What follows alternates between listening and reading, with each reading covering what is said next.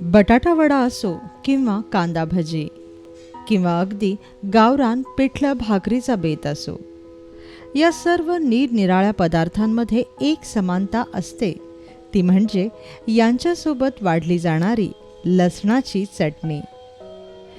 चटण्यांच्या परंपरेमध्ये लसणाच्या चटणीचा मानच आहे, कारण या लसणाच्या चटणीच्या चवीला तोड नसते. चटणी विशेष सदरात आज आपण बनवणार आहोत पारंपरिक पद्धतीची गावरान लसणाची सुकी चटणी. चटणी बनवण्याआधी पाहूया काही महत्त्वाच्या सूचना. लसणाची चटणी करताना कधीही लसूण सोलू नये, सालीसकटच वापरावा. तसंच प्रथम मिरची वाटून घेतल्यावर मगच यात लसूण घालावा, नाहीतर लसूण आधी घातल्यामुळे चटणी जास्त ओलसर होते. लसणाची चटणी बनवताना सर्वात महत्त्वाचं असतं ते दळण्याचं तंत्र, अर्थात ब्लेंडिंग. त्यामुळे सुचवलेल्या वेळेनुसारच मिक्सर चालवा आणि लसणाची चटणी बनवा. याशिवाय लसणाची चटणी बनवण्यासाठी मिरची आणि लसणाचं प्रमाण सम असावं. लसणाची चटणी बनवताना शक्यतो तिखटासाठी लवंगी किंवा पांडी मिरची वापरा आणि रंगासाठी संकेश्वरी किंवा काश्मीरी मिरचीचा वापर करा. लसणाची ही चटणी हवाबंद डब्यात भरून फ्रीजमध्ये ठेवल्यास किमान आठवडाभर ही चटणी चांगली टिकते. गावरान पद्धतीची लसणाची चटणी बनवण्यासाठी आपण घेणार आहोत लसणाचे 2 मोठे गड्डे, 10 ते 12 सुक्या लाल मिरच्या, चिमूटभर हिंग आणि चवीपुरतं मीठ. सर्वप्रथम तापलेल्या लोखंडी तव्यात लाल मिरच्या भाजून घ्या.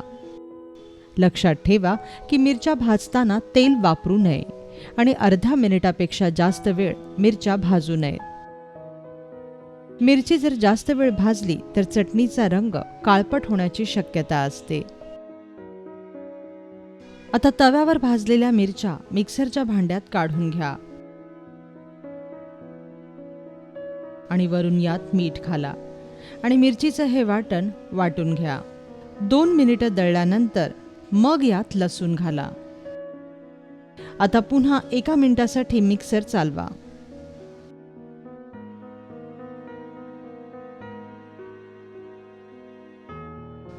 एका मिनिटानंतर यात चिमूटभर हिंग घाला आणि ही चटणी पुन्हा अर्ध्या मिनिटासाठी तळा. लक्षात ठेवा की ही चटणी आपल्याला सुकी करायची आहे, त्यामुळे चटणी वाटताना पाण्याचा उपयोग कुठेही करू नका. तयार झाली लसणाची चटणी.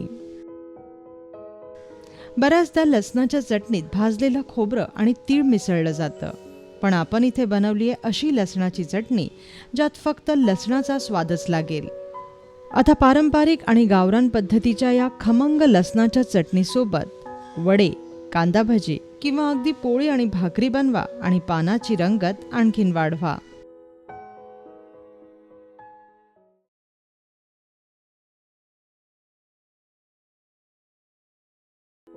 चटणी विशेष सदरात आज आपण बनवूया अस्सल सोलापुरी पद्धतीची झणझणीत आणि खमंग अशी ओल्या शेंगदाण्याची चटणी. ओल्या शेंगदाण्याची चटणी बनवण्यासाठी आपल्याला लागेल 1 वाटी भुईमुगाच्या शेंगा, 1 कांदा, 5 ते 6 लसणाच्या पाकळ्या, 4 ते 5 हिरव्या मिरच्या, अर्धा चमचा जिरे, चिमूटभर हळद, चवीपुरतं मीठ आणि फोडणीसाठी तेल. सर्वप्रथम भुईमुगाच्या शेंगा सोलून घ्या.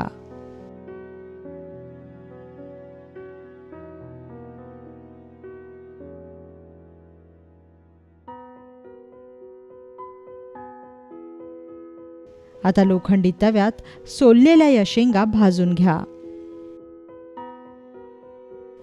कापडाचा उपयोग करून या शेंगा भाजत रहा. लक्षात ठेवा की शेंगा भाजताना तेल अजिबात वापरू नका. शेंगा छान खरपूस भाजल्यानंतर खलबत्त्यात लसूण, हिरव्या मिरच्या आणि मिठासोबत एकत्र कुटून घ्या.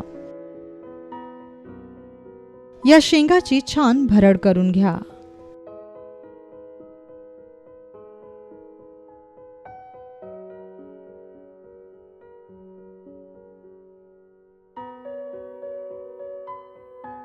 यानंतर तापलेल्या तेलात हिंगाची फोडणी करा. वरून जिरे घाला. तडतडलेल्या जिऱ्यात चिरलेला कांदा घाला. कांदा तेलावर छान परतून घ्या. 2 मिनिटं हा कांदा भाजून घ्या. आणि मग यात शेंगदाण्याची कुटलेली भरड घाला. वरून यात हळद घाला आणि ही चटणी छान एकजीव करा आणि किमान 2 मिनिटं भाजून घ्या. तयार झाली ओल्या शेंगदाण्याची चटणी.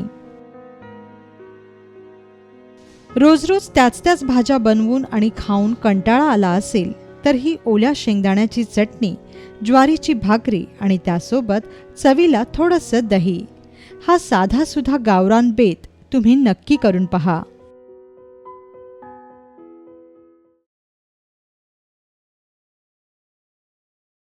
आज आपण बनवणार आहोत याच बहुगुणी आणि आरोग्यवर्धक समजल्या जाणाऱ्या तिळाची चटणी.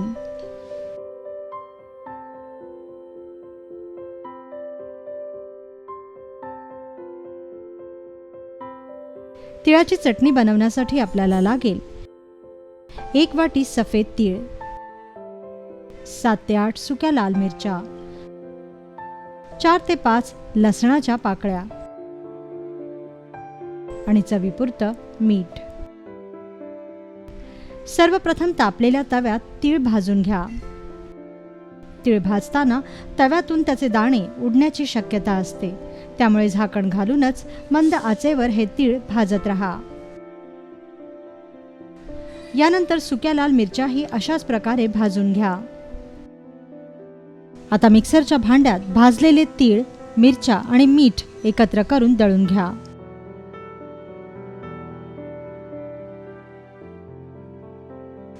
दोन मिनिटं दळल्यानंतर या वाटणात लसूण घाला आणि ही चटणी पुन्हा एकदा दळा.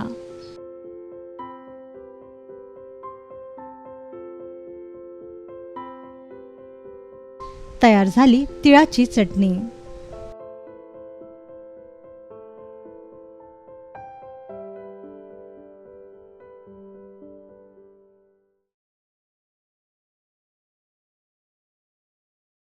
चटणी म्हणजे फक्त खमंग, झणझणीत, चवदार असा बऱ्याच लोकांचा समज असतो. पण फक्त रुचीपालट किंवा जिभेला चव आणण्याचं काम चटणी करत नाही, तर काही चटण्या अशा आहेत ज्या रुचकर तर असतातच, पण त्यासोबत अतिशय आरोग्यवर्धकही असतात. अशीच एक आरोग्यवर्धक चटणी आज आपण बनवणार आहोत, आळशीची किंवा जवसाची चटणी. जवस हे लहानांपासून थोरांपर्यंत सर्वांच्या तब्येतीसाठी अतिउत्तम असतात, पण आपल्या रोजच्या खानपानात जवस इतक्या आवडीने खाल्लं जात नाही. त्यासाठीच पूर्वीच्या काळात घरातील आजी किंवा आई जवसाची चटणी करून जेवणात याचा समावेश करत असे. तर मग आज बनवूया आजीच्या हातची हीच आरोग्यवर्धक आणि खमंग अशी आळशीची अर्थात जवसाची चटणी.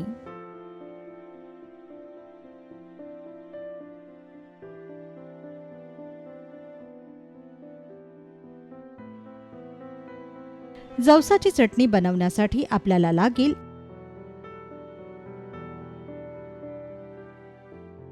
1 वाटी जवस,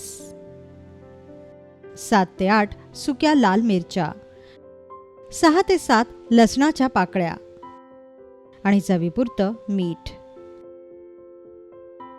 सर्वप्रथम तापलेल्या तव्यात जवस भाजून घ्या. जवस भाजताना तेल वापरू नका आणि शक्यतो झाकण ठेवूनच जवस भाजा, नाहीतर जवसाच्या बिया तव्यातून बाहेर उडतात.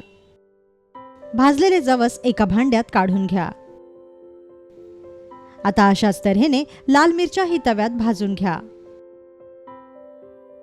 आता भाजलेले जवस आणि भाजलेली लाल मिरची मिक्सरच्या भांड्यात काढून घ्या. वरून यात मीठ घाला आणि चटणी वाटून घ्या.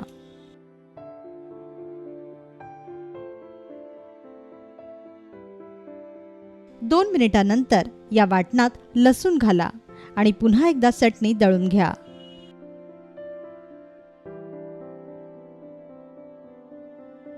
दोन मिनिटं दळल्यानंतर तयार होईल जवसाची चटणी. लहान मुलांना वारंवार होणाऱ्या सर्दी पडस्यावर जवस अतिशय गुणकारी असतं. त्यामुळे बेताचं तिखट घालून खास लहान मुलांसाठी जवसाची ही चटणी तुम्ही आवर्जून करून पहा.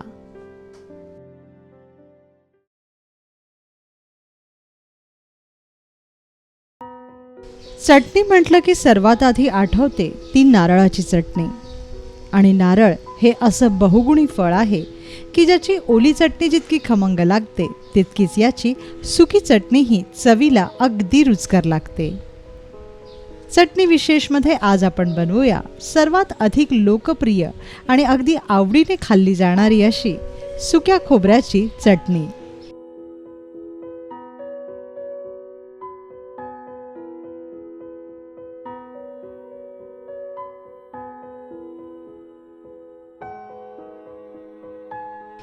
सुक्या खोबऱ्याची चटणी बनवण्यासाठी आपल्याला लागेल 1 वाटी सुक्या खोबऱ्याचे काप, 7 ते 8 सुक्या लाल मिरच्या, 7 ते 8 लसणाच्या पाकळ्या,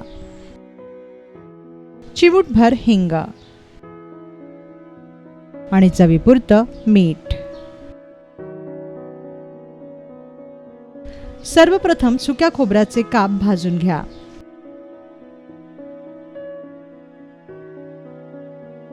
भाजताना तेल घालू नका व 2 मिनिटं हे खोबरं चांगलं परतून घ्या. यानंतर अशाच प्रकारे सुक्या लाल मिरच्याही तव्यात भाजून घ्या.